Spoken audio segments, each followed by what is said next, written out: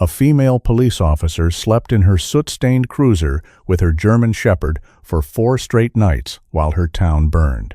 She didn't ask for a cot. She didn't ask for relief. She didn't ask anyone for help. She even gave her very last meal to a starving stranger and prepared to freeze in the dark alone. But on the 5th night, a Navy SEAL stepped out of the shadows, and he didn't come to offer pity. What he left on the hood of her car would change her entire life in ways she never saw coming. Before we dive in, let us know in the comments which country you are watching from, and if you love stories that melt your heart, please subscribe to support our channel. The sky over Northern California did not look like a sky anymore. It was a heavy ceiling of dark orange and black, pressing down on the small mountain town. The sun was completely hidden behind thick layers of smoke. Ash fell from the clouds like gray snow, covering the roads, the vehicles, and the faces of everyone trying to escape. The air smelled of burning pine sap, melted plastic, and raw panic. The heat was a physical weight, pushing against the skin and making every breath feel like inhaling hot sand. Hazel stood in the middle of the main highway intersection, gripping a glowing orange traffic wand. She was a female police officer, 32 years old. Her normally crisp navy blue uniform was stained with soot and sweat. Her hair was pulled back into a tight bun, though many strands had escaped and stuck to her damp forehead. She had been awake for 36 hours straight. Her eyes were bloodshot, and her throat burned with every command she shouted over the roar of the distant flames. Inside her parked police cruiser, sitting obediently in the passenger seat, was Titan. He was a large German Shepherd with a thick, handsome black and tan coat. Titan was not an official police K9. He was Hazel's personal dog, her only family, but he refused to leave her side during the chaos. He watched her through the windshield, his ears standing straight up, whining softly whenever she coughed. Sometimes, disaster does not ask if you are ready to be a hero. It simply sets your world on fire and forces you to choose between stepping forward or running away. Hazel had chosen to step forward. "Keep moving," Hazel yelled, waving the wand. "Do not stop here! Follow the taillights ahead of you!" A seemingly endless line of vehicles crawled past her. Pickup trucks loaded with hastily packed boxes, family sedans filled with crying children, and old cars towing horse trailers. People stared at her with wide, terrified eyes. A woman in a silver Honda rolled down her window. "Officer, what about the South Ridge?" The woman cried out, her voice trembling. "My parents live up there." "The fire department is clearing the South Ridge now," Hazel lied. She did not know if anyone was left up there. The radio communications had been failing for an hour. "You need to keep driving. Head toward the county line." "Go." The woman nodded, tears streaming down her face, and rolled the window back up. Hazel took a quick sip from a plastic water bottle hanging at her belt. The water was almost hot, but she swallowed it anyway to soothe her cracked throat. She turned her gaze toward the eastern hillside. That was her neighborhood. The fire had crowned in the treetops there just 2 hours ago, moving faster than any prediction. Through a break in the thick black smoke, she saw the familiar outline of Elm Street. She saw her own house. Flames shot out from the living room windows. The roof glowed a bright, angry cherry red. As she watched, the central beam gave way. The roof collapsed inward, sending a massive shower of bright yellow sparks into the dark sky. Everything she owned was inside that house. Her childhood photographs, her comfortable bed, the little garden she had planted last spring. The life she had built over the last 10 years vanished in a matter of seconds. Hazel stared at the burning ruins of her home for exactly 3 seconds. She felt a sharp, heavy pain in her chest. She swallowed hard, pushing the emotion deep down into her stomach. There was no time to cry. There was no time to mourn. She turned her back to the mountain and faced the highway again. "Stay in line! Keep moving!" she shouted, her voice cracking. Titan let out a loud bark from the cruiser. He knew she was hurting. Dogs always know when their humans are breaking inside. Hazel walked over to the car and rested her hand on the door frame. Titan poked his head out of the window and licked the soot off her cheek. Suddenly, the police radio on her shoulder crackled to life. A frantic voice broke through the loud static. "Dispatch to any available unit. We have a family trapped on Old Mill Road. A burning tree blocked their path. The fire line is closing in on them. Is anyone near Old Mill Road?" Hazel grabbed her radio mic. Old Mill Road was exactly 2 miles away, right at the edge of the expanding inferno.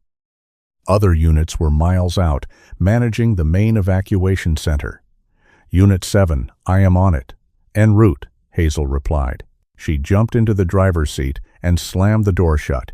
"Hold on, buddy," she told Titan. She flipped on the emergency sirens and lights. The cruiser leaped forward, speeding down the empty incoming lane, driving straight toward the red horizon. The closer they got, the hotter the air inside the car became. Smoke seeped through the air conditioning vents. Titan paced nervously in the passenger seat, barking at the flames that licked the edge of the asphalt. Burning branches crashed onto the road. Hazel swerved aggressively to avoid them. Visibility dropped to almost zero. She drove by memory and instinct. Through the thick gray fog, she saw them. A blue minivan sat angled into a shallow ditch, completely blocked by a massive, burning pine tree.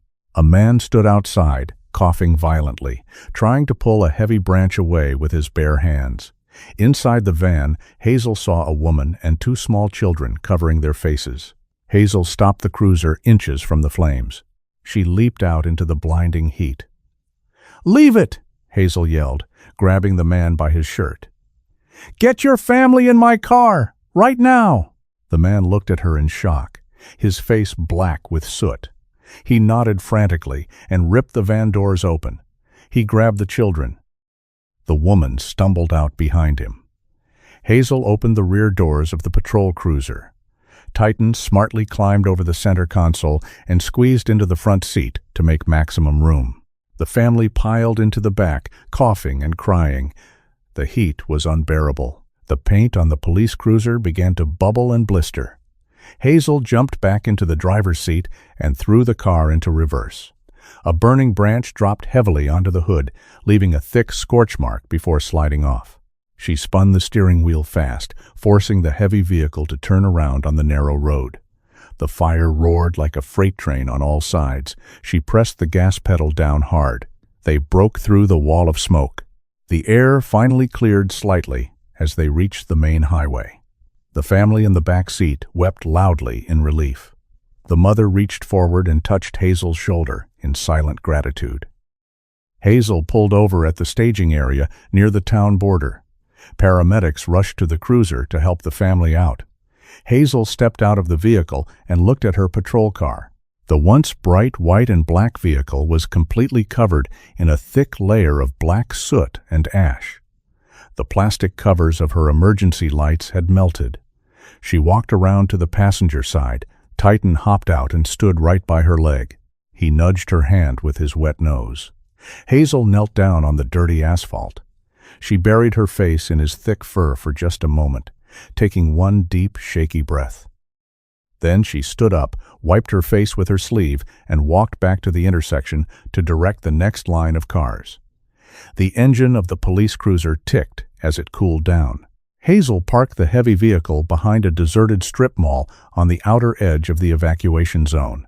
The area sat in complete darkness.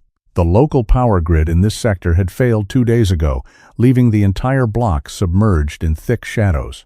She reached out and turned off the headlights. Only the faint green glow of the dashboard radio illuminated the cramped cabin. Hazel unbuckled her seatbelt with stiff fingers. Her shoulders immediately slumped forward. The intense adrenaline that had kept her moving for the past 36 hours evaporated into the smoky air. In its place, a crushing exhaustion settled deep into her bones. She rubbed her dry eyes. Her fingers came away black with thick soot and ash. She did not bother trying to clean them. There was no clean water left to spare for washing hands. A police patrol vehicle is built for authority and speed. It features stiff seats covered in heavy-duty synthetic fabric, thick plastic partitions, and minimal legroom. It is absolutely not designed to serve as a bedroom. Yet, for Hazel, this soot-stained metal box was the only shelter she had left in the entire world. She leaned her head back against the rigid headrest. Her neck cracked loudly in the quiet car. The heavy Kevlar vest underneath her uniform shirt pressed tightly against her chest, making it difficult to draw a full breath. She refused to take it off. Taking the vest off meant going off duty. Going off duty meant she had to go home. And she no longer had a home. Titan climbed clumsily over the center console. The large German Shepherd whined softly, the sound barely louder than the hum of the radio. He placed his front paws on the passenger seat and rested his heavy head directly on Hazel's lap. His dark brown eyes looked up at her in the dim green light. "I know, buddy," Hazel whispered. "I know." She stroked his ears gently. His coat felt unusually coarse, covered in the exact same layer of ash that coated every street, house, and tree in the county. Titan let out a long, heavy sigh. His warm breath seeped through her thick uniform pants. He pressed his muscular body closer to hers, offering his natural body heat against the dropping night temperature. He sensed her deep sadness. Dogs do not need spoken words to understand human loss. They feel the subtle shifts in their owner's heartbeat and breathing. Hazel closed her eyes. The darkness behind her eyelids offered zero relief. Instead, uninvited memories rushed into her mind. Grief has a cruel habit of waiting until the body stops moving before it decides to attack. Now that the cruiser sat completely still, her mind violently replayed the vivid sight of her collapsing roof. She remembered the small kitchen in that house with painful clarity. She remembered the yellow curtains she hung up just last month. Every single morning, she used to sit at the small oak table by the front window, drinking dark roast coffee. Titan would lie quietly on the braided rug by the back door, watching the neighborhood squirrels run along the wooden fence. It was a simple, incredibly quiet routine. That routine felt like it belonged to another lifetime entirely. Now, the bright yellow curtains, the sturdy oak table, and the wooden fence were nothing but gray ash blowing in the hot mountain wind. A sharp lump formed in her throat. She forced herself to swallow it down hard. Crying would not rebuild her shattered house. Crying would not stop the raging fire outside. She desperately needed to sleep. Her eyes burned fiercely. Her head pounded with a dull, rhythmic ache that matched her pulse.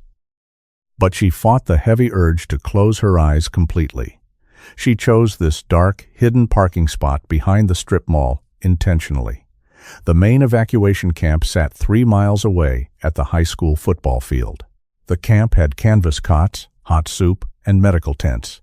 But if she drove into that brightly lit camp, her commanding officer would spot her immediately. He would see her shaking hands and severely bloodshot eyes.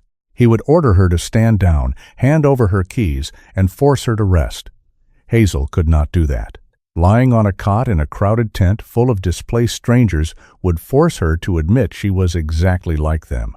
She was a victim of the fire. As long as she stayed in the driver's seat, physically gripping the steering wheel, she remained an officer of the law. She remained the active protector, not the helpless protected. Her stubborn pride and unyielding sense of duty formed a rigid wall around her breaking heart. Titan shifted his weight again. He nudged her hand aggressively with his wet nose, demanding more scratches. Hazel smiled faintly into the darkness. She rubbed the thick fur around his neck, letting her fingers massage his tense muscles. "We will figure it out," she told him. Her voice sounded raspy and completely exhausted. "When the sun comes up, we will get back out there.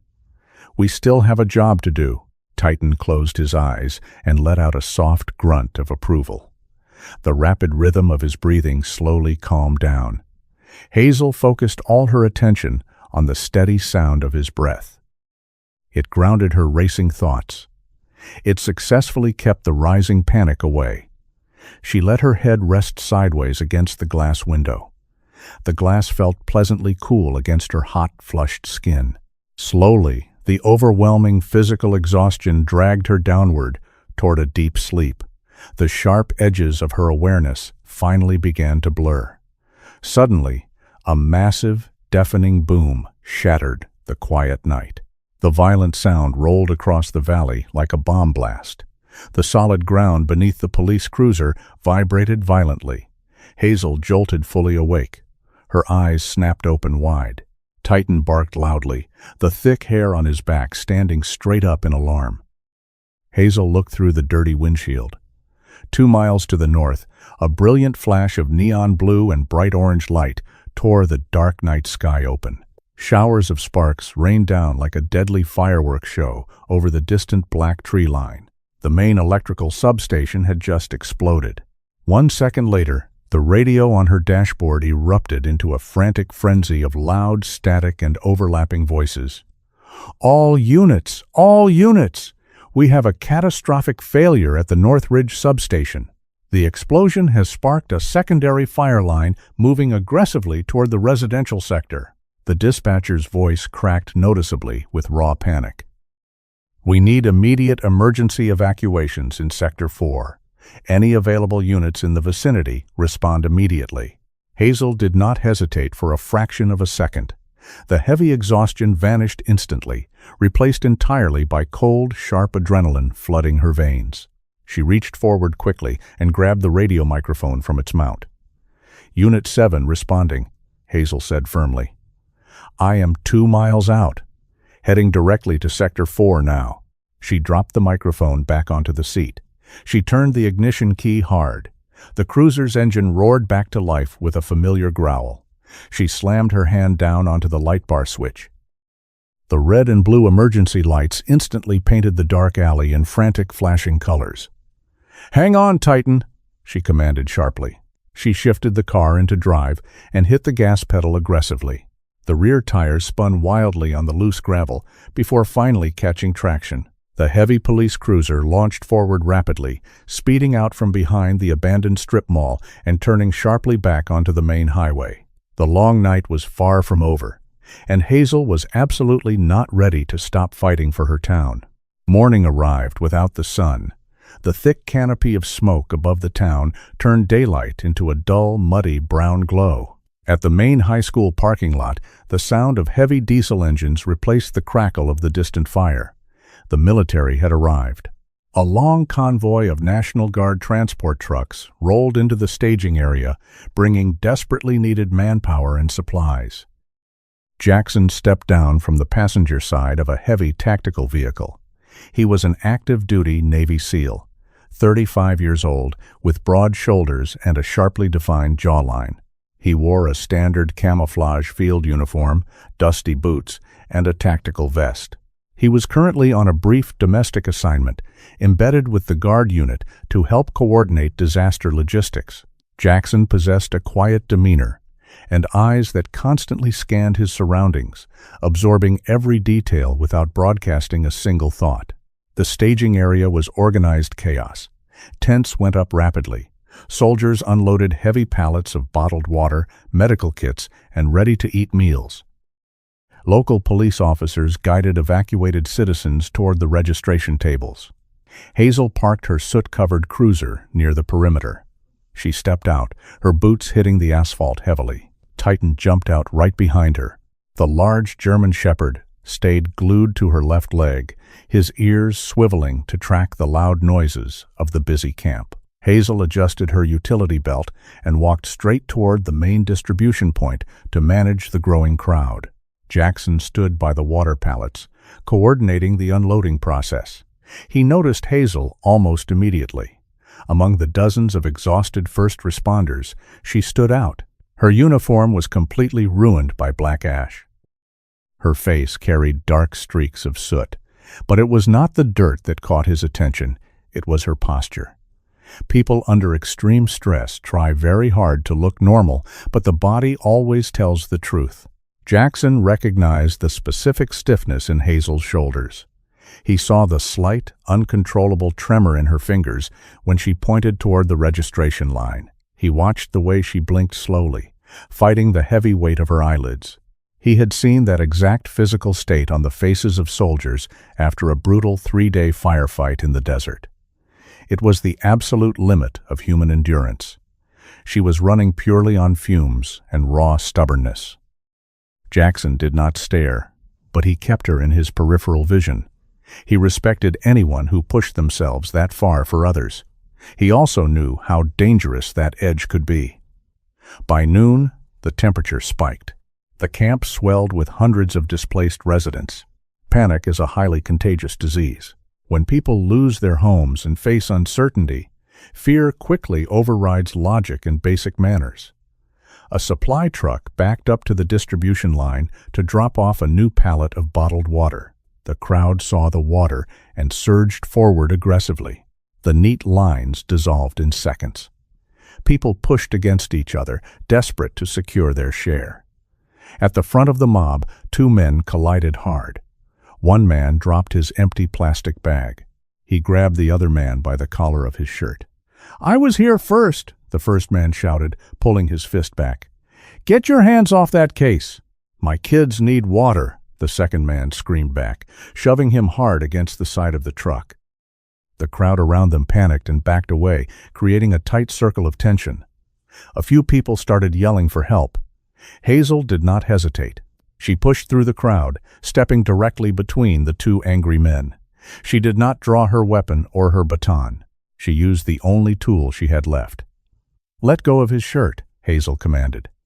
Her voice was not loud, but it carried a sharp, unyielding authority. "Let it go right now." The first man glared at her, chest heaving. He looked at the soot on her uniform, the exhaustion in her eyes, and the large German shepherd standing rigidly at her side. Titan bared his teeth slightly, a low rumble vibrating in his throat. The man slowly opened his hand and stepped back. Hazel looked at both of them. "You are both getting water?" she said firmly. "There is enough on this truck for everyone in this line, but if you throw a punch in my camp, I will put you in cuffs, and you will wait in the back of my cruiser without air conditioning. Do you understand me?" Both men looked down at the asphalt and nodded. The tension in the air evaporated. Hazel instructed the soldiers to start handing out the cases. Order returned to the line. Jackson watched the entire exchange from the back of the truck. He was impressed. She had de-escalated a violent situation using only presence and tone. Hazel watched the line move smoothly for a few minutes. Then she turned away from the crowd. She walked around the back of the large military transport truck, seeking a moment of privacy in its shadow. The second she was out of public view, the adrenaline vanished. A severe wave of hypoglycemia slammed into her. Her vision blurred violently, turning the edges of the world gray. Her knees buckled under her own weight. She stumbled forward, her hands shooting out to grab the warm metal hood of a parked Humvee. She leaned her entire body weight against the vehicle, gasping for air. Her chest heaved rapidly. Black spots danced in her eyes.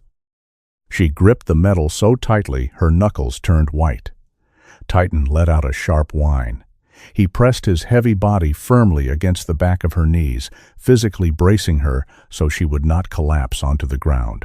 Jackson saw her stumble. He immediately stepped away from the water pallets and walked quickly toward her. He closed the distance in seconds. He raised his hand to grab her shoulder and steady her. He stopped just 3 feet away. His hand dropped back to his side. Jackson knew the pride of a person in uniform. He knew that if he touched her now, if he asked if she was okay, it would force her to admit she was failing. It would break the fragile armor she was using to survive the day. He stood quietly in the shadow of the truck, watching the police officer and her dog, waiting just in case she completely fell. Hazel took 3 deep, ragged breaths. She pushed herself off the hood. Her legs shook, but she locked her knees and stood up straight. She patted Titan's head, adjusted her duty belt, and walked back out into the sun to finish her shift. Jackson watched her go, his expression unreadable, but a deep sense of respect took root in his mind. The afternoon faded into a murky, smoke-filled twilight. The local high school football field no longer looked like a place for community sports. It resembled a wartime triage center. The air hummed constantly with the loud, vibrating sound of portable diesel generators. Ash continued to fall from the dark sky, coating the brightly colored nylon medical tents in a thick layer of gray dust. At the main supply tent, the line for food stretched all the way across the rubber running track. The National Guard had brought massive pallets of meals ready to eat and deployed a mobile kitchen unit that served hot soup. But the sheer number of evacuees completely overwhelmed the initial military supply projections. The mobile kitchen firmly shut its serving windows at exactly 6 o'clock. The large metal pots were completely empty. Only a small stack of brown plastic MRE pouches remained on a folding table. Hazel stood near the supply table. She had not eaten a real meal in 2 days. Her stomach cramped violently, forming a tight knot of pure acid and emptiness. People often believe that hunger is merely a sharp pain in the stomach. But true starvation is actually a slow, creeping cold that numbs the brain and makes the limbs feel like heavy lead. It drains the focus from the eyes and makes every single physical movement require a monumental effort of will. Hazel felt that creeping cold seeping deeply into her fingers and toes. She stepped up to the table. A young, exhausted soldier handed her a single brown pouch. It was a beef stew ration. "Last one for this sector, officer," the soldier said, his face lined with dark soot and fatigue. "We get a new resupply truck at dawn." Hazel nodded in silent thanks. She gripped the warm pouch tightly. The heat radiated through her dirty leather gloves. Titan sat next to her right leg, his wet nose twitching rapidly. He smelled the preserved meat inside the sealed plastic. Hazel looked down at him and offered a tired, weak smile. "We will split it, buddy," she whispered. She turned to walk back to her parked cruiser. Before she could take 3 steps, a frail, trembling voice called out behind her. "Excuse me, please!" Hazel stopped immediately and turned around. An elderly man stood a few feet away.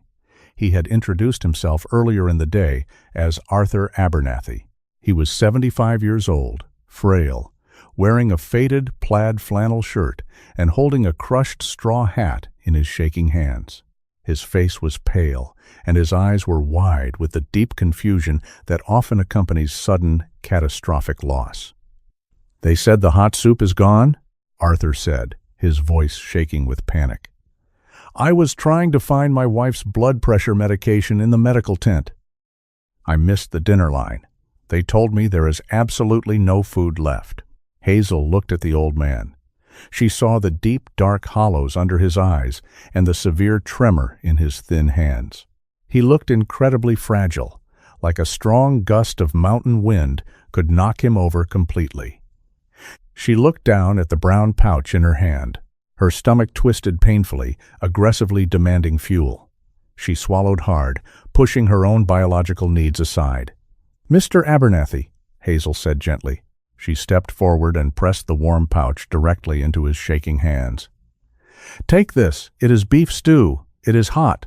The old man looked down at the food, then up at her soot-stained face. "No, officer. You need this. You are out here working the perimeter. I cannot take your dinner." "I already ate," Hazel lied smoothly. She forced a bright, reassuring smile onto her tired face. "I had a big sandwich at the command post an hour ago. This was just an extra ration. Please, take it." Arthur clutched the warm pouch tightly to his chest. Tears pooled in his cloudy eyes. "Thank you. God bless you." He turned and shuffled slowly back toward the crowded civilian tents. Hazel watched him go. As soon as he was completely out of sight, her fake smile vanished. She sagged slightly, the heavy fatigue pressing down hard on her shoulders. Titan did not like the situation at all. The German shepherd let out a high, distressed whine. He nudged her thigh hard with his snout. He reached up and gently caught the fabric of her uniform sleeve in his teeth, tugging downward persistently. He knew she was starving. He knew the lie. Dogs do not understand human pride or stoic sacrifice. They only understand pack survival. And his pack leader was rapidly deteriorating. "Stop it, Titan," Hazel muttered softly, pulling her arm away from his grip. "I am fine. Let's go do our perimeter check." She walked away, her steps noticeably slower and heavier than they were 10 minutes ago. Standing 20 yards away, partially concealed by the shadow of a large supply truck, Jackson watched the entire scene unfold. His eyes darkened. He had heard the lie clearly. He saw the exact way she handed over her only source of calories without a single second of hesitation. He also saw the dog's distressed reaction. Animals never lie about their owner's physical condition. Jackson felt a familiar, uncomfortable tightness in his chest. He recognized that specific brand of quiet self-sacrifice. It was the exact same stubborn, reckless dedication he had seen in his own combat teammates. People who put the uniform and the mission before their own bodies. People who would quietly starve to death to ensure the civilians they protected stayed fed and safe. He did not intervene right then. Confronting her in public would only make her highly defensive. Midnight finally arrived. The noisy camp settled down into a restless sleep. The temperature plummeted rapidly, replacing the harsh daytime heat with a bitter, biting mountain chill. Hazel parked her cruiser in her usual secluded spot behind the abandoned strip mall. She turned off the engine to save her remaining gasoline. The interior of the car quickly grew freezing cold. Hazel curled into a tight, uncomfortable ball on the stiff driver's seat. She wrapped her arms around her stomach, desperately trying to quiet the painful hunger cramps. Titan lay fully across her lap, acting as a heavy, fur-covered blanket. She shivered violently in the dark. Her teeth chattered loudly in the silent cabin.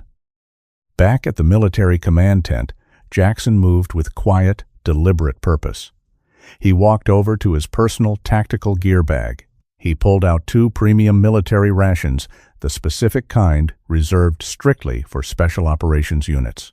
They contained high-calorie meals, chemical heating pads, and instant coffee packets. He activated the heating pads quickly, waiting until the thick pouches grew piping hot. He slipped out of the camp, walking silently through the dark, abandoned streets. He moved like a ghost, his heavy boots making absolutely no sound on the ash-covered pavement. He navigated the back alleys perfectly until he spotted the dark silhouette of the police cruiser behind the strip mall. Jackson approached the vehicle from the rear blind spot. He moved with absolute military precision. He reached the driver's side door. He could easily see Hazel through the glass, slumped over the steering wheel, shaking uncontrollably from the cold and severe hunger.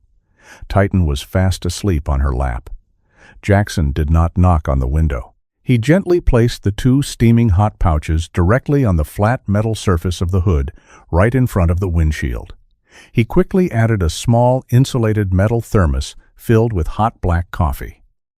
He stepped backward into the deep shadows and melted away entirely into the darkness, leaving absolutely no footprints on the hard asphalt.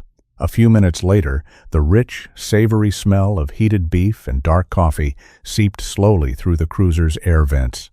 Titan woke up instantly. His wet nose twitched aggressively. He let out a sharp, alert bark and pawed rapidly at the windshield. Hazel jolted awake, her hand instinctively dropping to her duty belt. She blinked hard through the dirty glass. There, sitting perfectly centered on the hood of her patrol car, were 2 hot meals and a metal thermos. Steam curled up beautifully from the packages in the freezing night air. She quickly unbuckled her seatbelt and pushed the heavy door open. The freezing wind hit her face like a physical blow. She stepped out and looked quickly up and down the dark, empty alley. There was absolutely no one there. The street was completely deserted. She reached out carefully and touched the thermos. It was burning hot. She looked down at the tactical rations.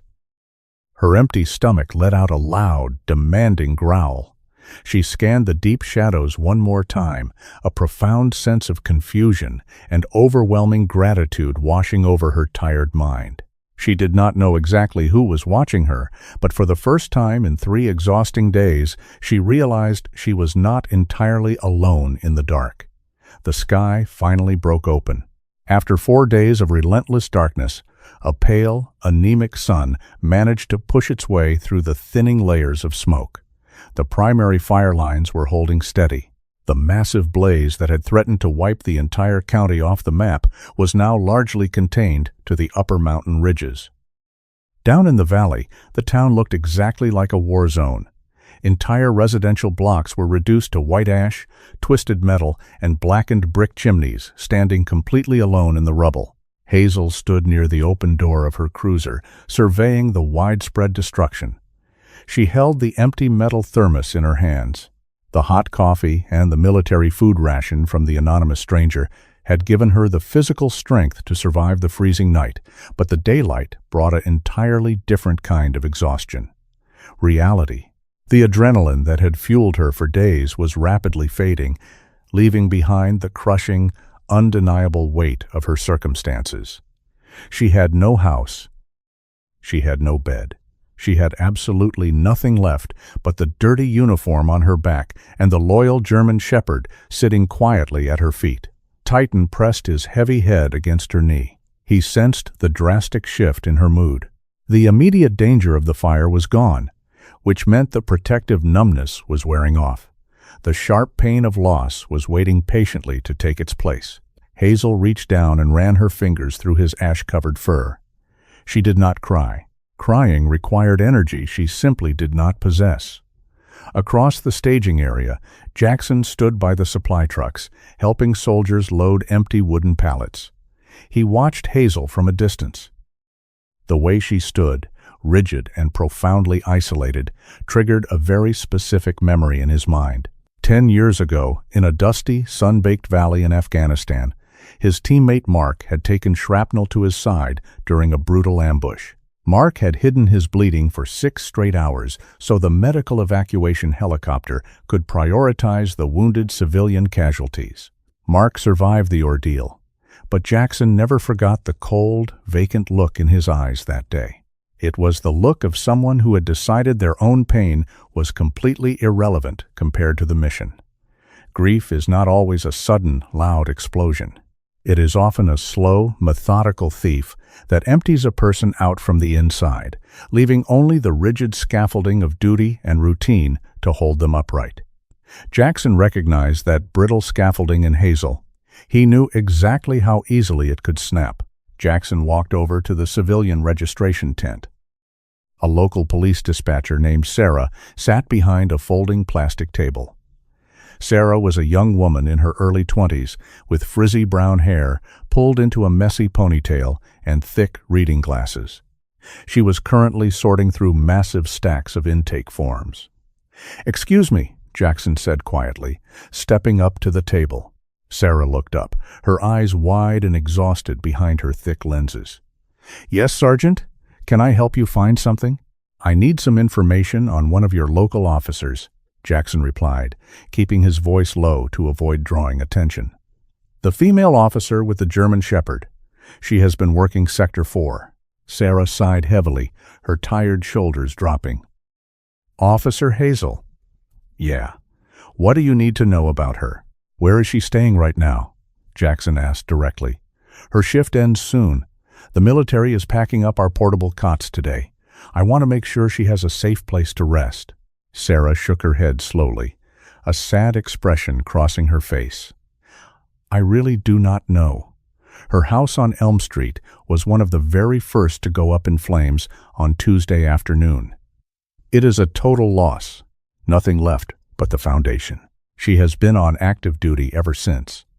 The captain ordered everyone to submit their disaster relief forms to FEMA, but she has not handed hers in yet. I honestly think she is sleeping in her patrol cruiser." Jackson thanked Sarah and walked away. His jaw tightened visibly. He knew exactly what Hazel was doing. She was deliberately making herself a ghost in the system so the limited town resources could go to the civilians instead of her.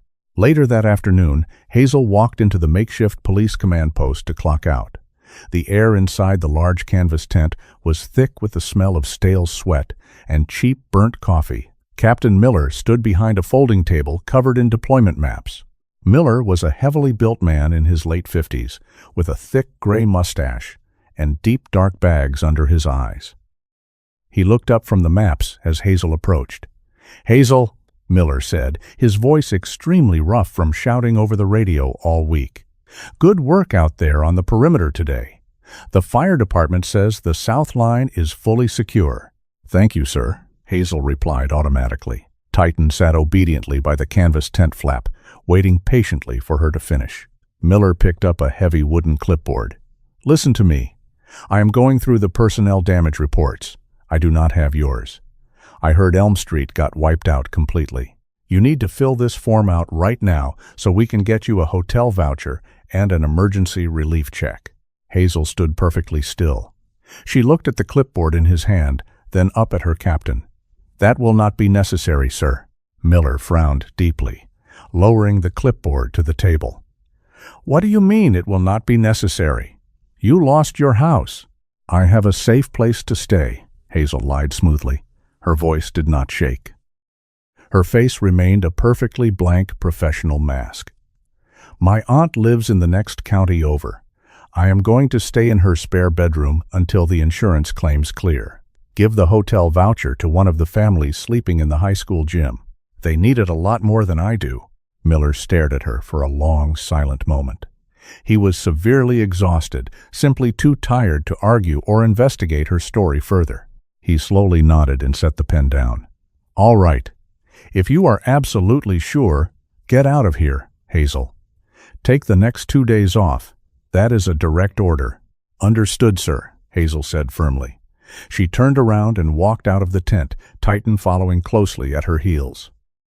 Jackson stood just outside the canvas flap, holding a clipboard of his own. He had come to deliver a final logistics report to the police captain. He had heard every single word of their conversation.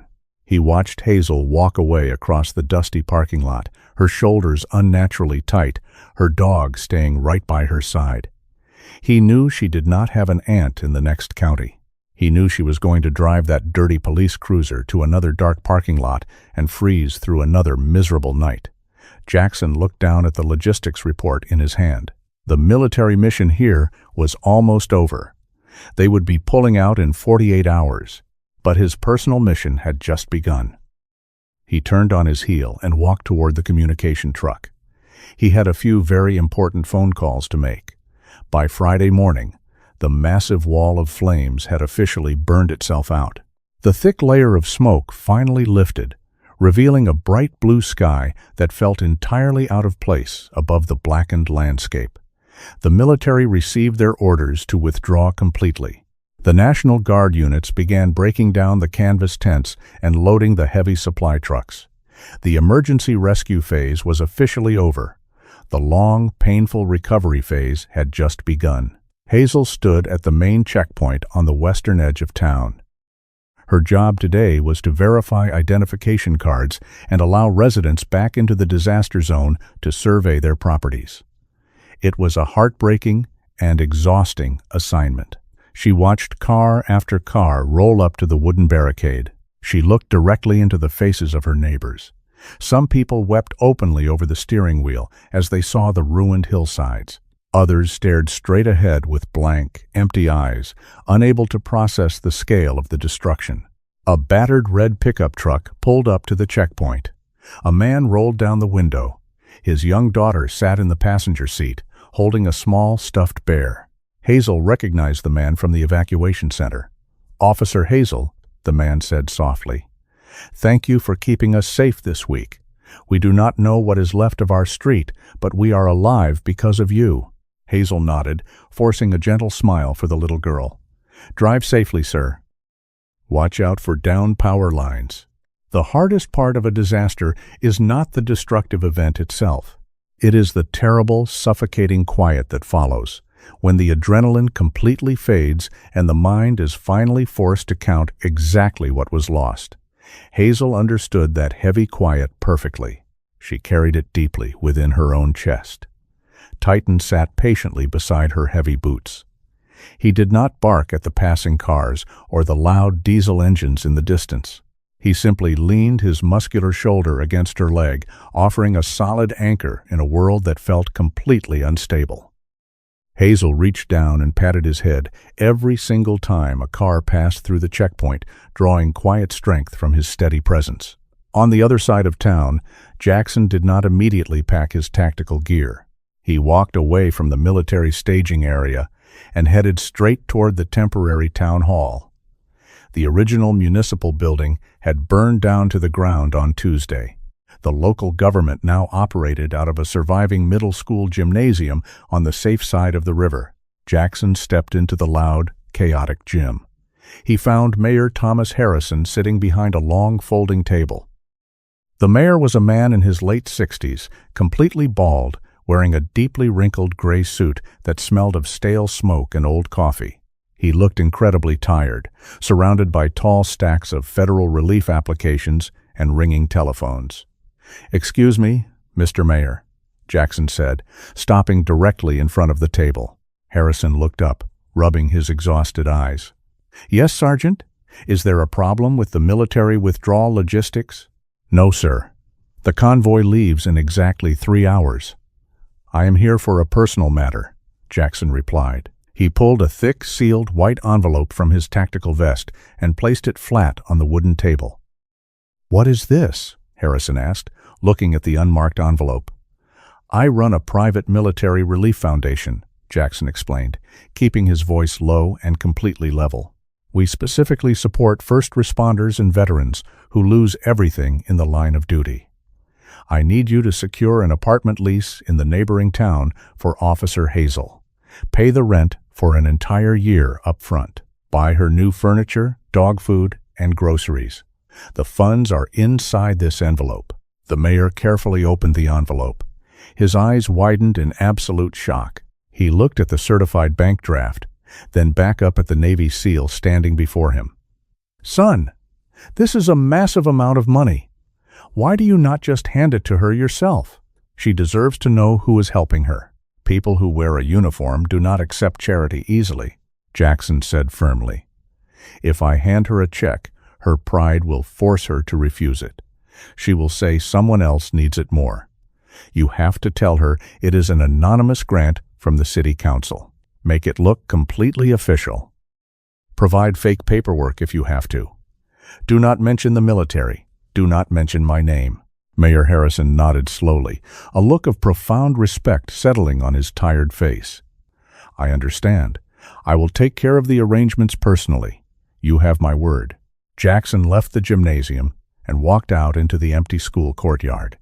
He pulled out his encrypted satellite phone and dialed a secure number. The call routed directly to his foundation manager back in San Diego.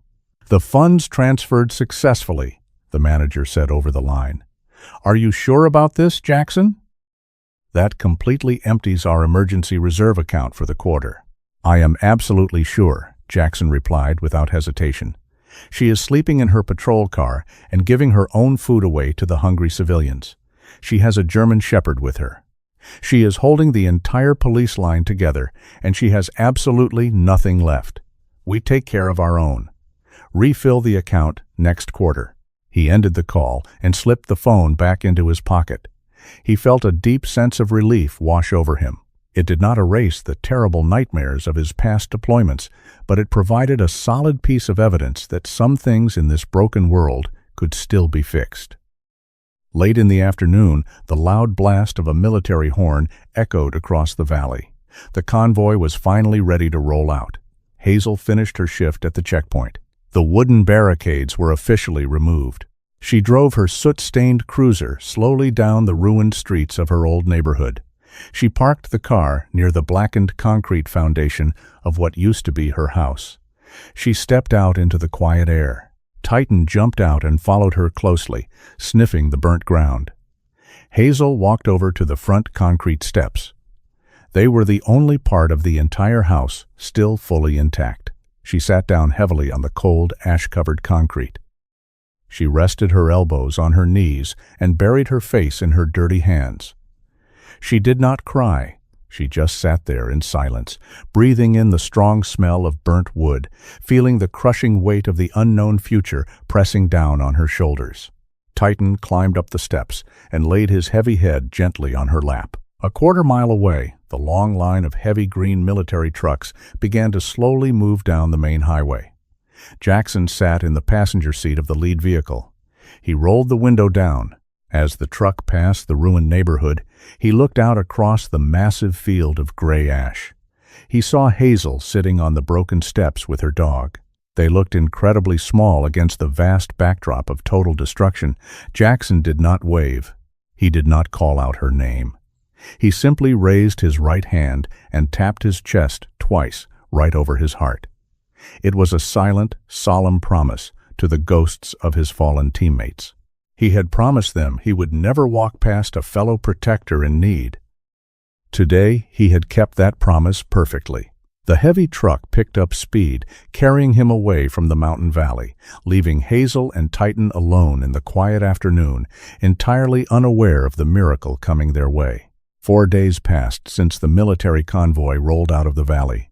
The thick gray ash on the ground slowly turned into a hardened crust after a brief, light rain. The town began the slow, painful process of cleaning up. Heavy dump trucks replaced the fire engines on the main roads.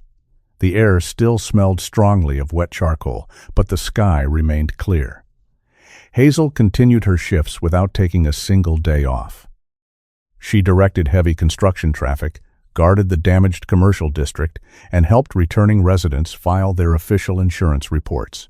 At night, she still parked her soot-stained police cruiser behind the abandoned strip mall. The nights grew noticeably colder. Her physical exhaustion settled deeply into her bones, but she refused to stop moving. Stopping meant she had to face the reality of her empty future. On Tuesday morning, her radio cracked to life. Dispatch instructed her to report directly to the temporary town hall located in the middle school gymnasium. Hazel parked her cruiser near the basketball courts. Titan jumped out and walked closely beside her as they entered the loud, crowded building. People stood in long lines, waiting to talk to insurance adjusters and federal relief workers. Hazel walked past the lines and headed straight for the makeshift mayor's office near the back bleachers. Mayor Thomas Harrison sat behind a heavily cluttered folding table. He looked up when Hazel approached. "Officer Hazel," the mayor said, standing up quickly. "Thank you for coming. Please, sit down." Hazel remained standing perfectly straight. "I am currently on active duty, sir. What do you need?" Harrison let out a slow, tired breath. He reached into his suit jacket pocket and pulled out a thick, unmarked white envelope. He placed it squarely on the center of the wooden table and pushed it slowly toward her. "I need you to take this," Harrison said firmly. Hazel looked down at the blank envelope. "What is it?" "It is a lease agreement for a furnished apartment in the next town over," the mayor explained. "The rent is paid in full for an entire year. The utilities are covered. The apartment allows large dogs. There is a set of keys inside that envelope, along with a prepaid gift card for a local grocery store."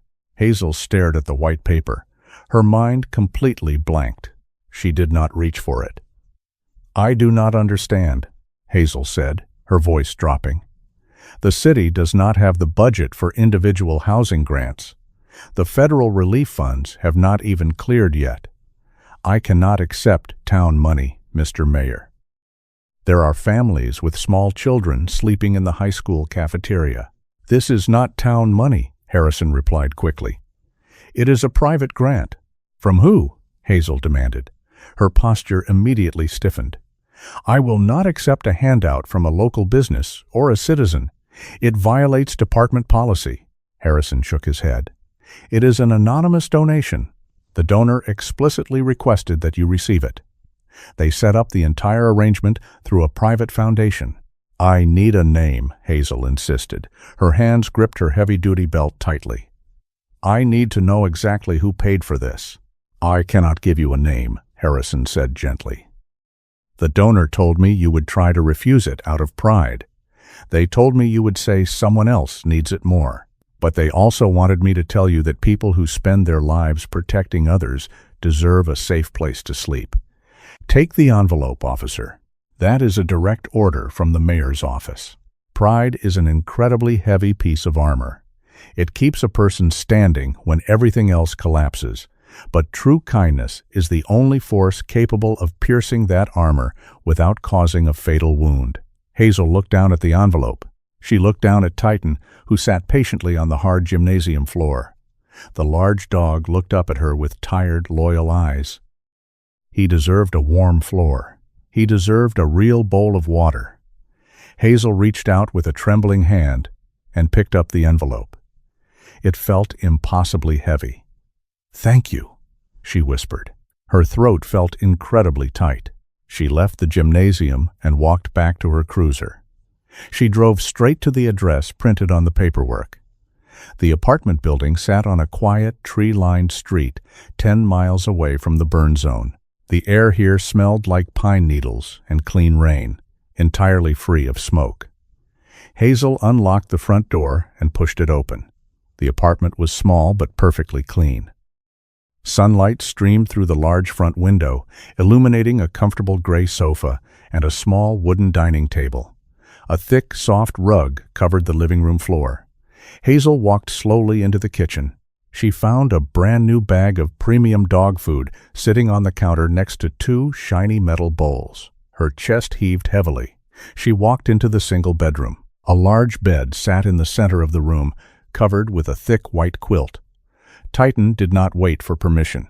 The German Shepherd walked right up to the bed, jumped onto the soft mattress, and let out a loud, groaning sigh of pure physical relief. He curled into a tight ball and closed his eyes immediately.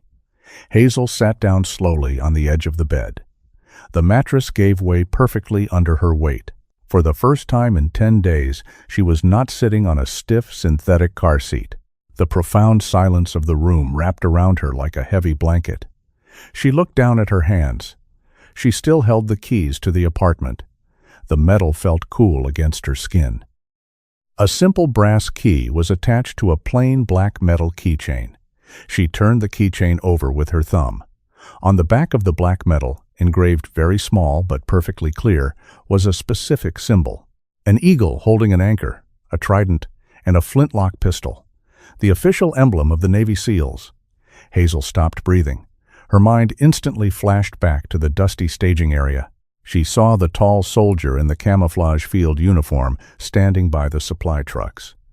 She remembered the exact way he had watched her stumble near the Humvee without rushing over to pity her. She remembered the 2 steaming hot military rations placed carefully on the hood of her cruiser in the freezing darkness. He had noticed her. He had seen the absolute depth of her exhaustion, and he had quietly stepped in to carry the weight she stubbornly refused to drop. He did not want her gratitude. He did not want public recognition. He simply wanted her to survive. Hazel clutched the keychain tightly in her fist and pressed it hard against her chest. The rigid walls she had built around her heart over the last 10 days finally cracked. The tears she had stubbornly refused to shed spilled over her eyelashes. She leaned forward, buried her face in Titan's soft fur, and finally allowed herself to cry in the safety of a real home. 6 months passed. The harsh, bitter winter finally gave way to a bright and unusually warm spring in Northern California.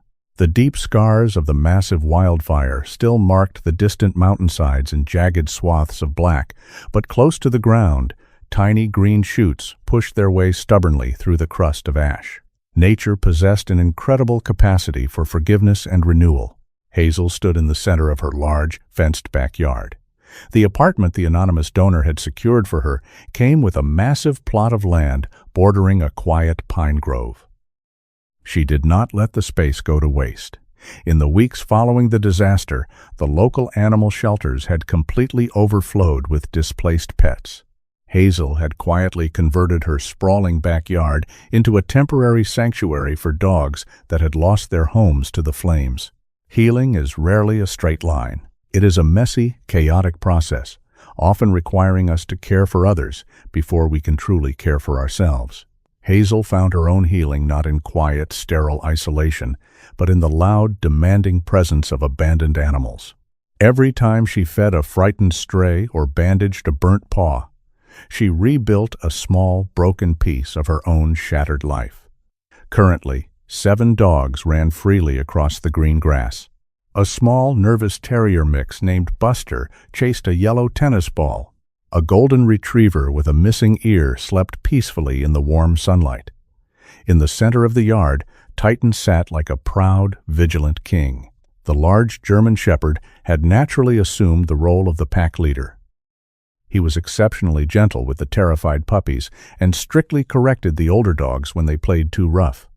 He no longer smelled of thick smoke and fear. His dark black and tan coat shined brightly in the sun. Hazel watched Titan with a soft smile. She wore a simple gray cotton t-shirt and faded blue jeans. Her crisp police uniform hung neatly inside her closet, ready for her upcoming night shift. She felt completely grounded. The suffocating weight of total loss that had paralyzed her 6 months ago was entirely gone. She had a safe home. She had a clear purpose. She held the black metal keychain with the Navy SEAL emblem in her pocket every single day, drawing quiet strength from the tangible proof that someone out there genuinely cared. The sound of heavy tires crunching on gravel broke the peaceful afternoon silence. Hazel turned her head. A dark gray pickup truck pulled slowly into her long driveway and shifted into park. The engine cut off. The driver's side door opened.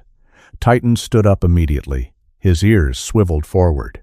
He let out a single, sharp bark of alert, but he did not growl. He trotted over to the chain-link fence, his tail wagging slowly in a gesture of cautious curiosity. A man stepped out of the truck. He did not wear a camouflage field uniform. He wore a plain white t-shirt, dark jeans, and brown leather boots. Without the heavy tactical gear, he looked slightly different, but the broad shoulders and the quiet, intensely observant eyes were absolutely unmistakable. It was Jackson. Hazel froze. Her breath caught in her throat. She instinctively reached into her pocket and closed her fingers tightly around the cold metal keychain. Jackson walked up to the fence. He looked down at Titan, offering the back of his hand. Titan sniffed his knuckles thoroughly, let out a soft whine of approval, and licked his skin. Jackson smiled gently and scratched the big dog directly behind the ears. He finally looked up and met Hazel's eyes. "I was driving through the area," Jackson said. His voice was calm and steady. "I heard a local police officer started a rescue operation for fire dogs. I thought I would stop by and see it." Hazel walked slowly toward the fence. Her heart hammered wildly against her ribs. She stopped 2 feet away from him. She looked at his face, remembering the tall soldier standing in the smoky shadows of the distribution tent, watching her give away her absolute last meal. "You are not just driving through," Hazel said quietly. Jackson did not break eye contact. He rested his hands lightly on the top rail of the metal fence. "No, I am not." Hazel pulled her hand out of her pocket. She held up the black metal keychain. The bright sunlight caught the engraved eagle and trident perfectly. "Why?" Hazel asked. Her voice shook slightly, betraying the deep emotion she usually kept completely hidden. "Why did you do it? You did not even know my name." "You just saw a tired cop in a dirty parking lot." Jackson looked at the keychain, then back at her. The tough, disciplined exterior of the Navy SEAL softened entirely. "Because I know exactly what that level of exhaustion looks like," Jackson replied. "I know what it means to put the uniform and the mission far above your own survival. I watched you give your only hot meal to a stranger when you were starving. I watched you refuse aid because you firmly believed someone else needed it more. People like you hold the world together, Hazel. But sometimes the people holding the world together desperately need someone to hold them." He paused, taking a slow, deep breath. "I lost a teammate a long time ago. He starved himself on a mission to keep civilians fed. I promised him I would never walk past a fellow protector in need. You did not ask for help, but you absolutely earned it." A warm tear slipped down Hazel's cheek. She did not bother wiping it away. She looked around at her safe, beautiful yard. She looked at the happy, rescued dogs playing in the sun. She looked at Titan, who sat happily at Jackson's feet. "You saved my life," Hazel whispered. "You gave me the solid ground to stand on so I could build all of this." "You built this," Jackson corrected her gently. "I just handed you the keys." Hazel smiled. It was a real, bright smile that finally reached her eyes. She reached out and unlatched the heavy metal gate. She pulled it open wide. "Come inside," Hazel said. "Titan wants to show you his yard, and I think I owe you a cup of hot coffee." Jackson smiled back. He stepped through the gate and walked into the sunlight. The long, dark nightmare of the fire was finally over. From the gray ashes of profound loss, a brilliant green shoot of hope had broken through the soil, watered by a silent act of kindness and ready to grow into something incredibly beautiful. Sometimes the heaviest armor a person can wear is their own pride. We see the uniform, the badge, and the unwavering dedication, and we easily forget that beneath it all is a human being who might be carrying the weight of the entire world completely alone. Officer Hazel gave everything she had to her community, even when she had absolutely nothing left for herself. But true kindness does not wait to be asked. It notices the quiet struggles. It steps in from the shadows, just like Jackson did, not for praise or public recognition, but simply because it is the right thing to do. When we look out for one another, especially those who spend their lives protecting us, we weave a beautiful safety net of compassion that can catch anyone when they fall. A single, anonymous act of generosity can rebuild a shattered life from the ashes and remind a broken heart that they are never truly walking alone in the dark. May God bless you abundantly, watch over your family, and grant you the strength and awareness to be that silent guardian for someone else in their darkest hour. If you believe in the incredible power of unexpected kindness, please type Amen in the comments below. If this story touched your heart, please share it with your friends and family. Leave a comment to let us know your thoughts, and do not forget to subscribe to the channel for more inspiring stories that remind us of the absolute good in this world.